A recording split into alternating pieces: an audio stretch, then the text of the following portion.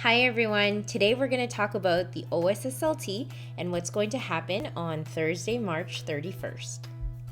Just to recap, the OSSLT is the mandatory test written by all grade 10 students and grade 11 and 12 students who were unsuccessful at their first attempt. It assesses your reading and writing, and a successful score is a graduation requirement. The test booklets will take place over 2.5 hours.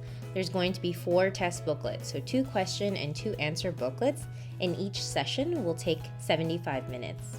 On the day of the test, you need to bring either a blue or black ink pen, a pencil and eraser, and a highlighter. The highlighter will be really useful for the reading selections.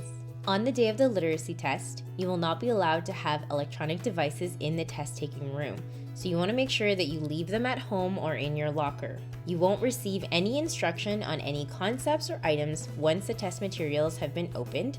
You won't be able to ask for explanations, definitions, translations, or examples, and you won't receive any encouragement or influence to alter or revise your responses. The most important test rule, other than obviously not cheating, is that you are not allowed any cell phones, digital music players, or other electronic devices in the room.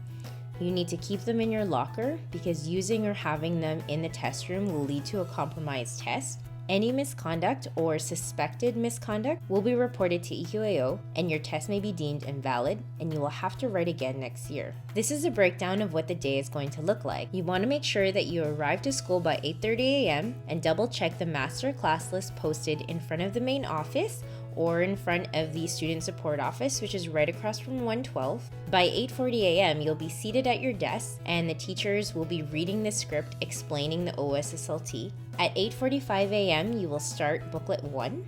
10 a.m. marks the end of booklet number 1, and you will get your snack break. So you'll receive a juice box and a granola bar. So you are not allowed to leave the classroom, and you're not allowed to use your devices during your snack break. At 10:15 a.m., you're going to start booklet number 2. Booklet number 2 will end at 11:30, and you'll have about 10 minutes to complete the questionnaire. Then at 11:40 a.m., your teachers will collect the booklets, and at 11:45 a.m., once all the booklets have been collected and accounted for, you'll be dismissed and you'll be able to go home.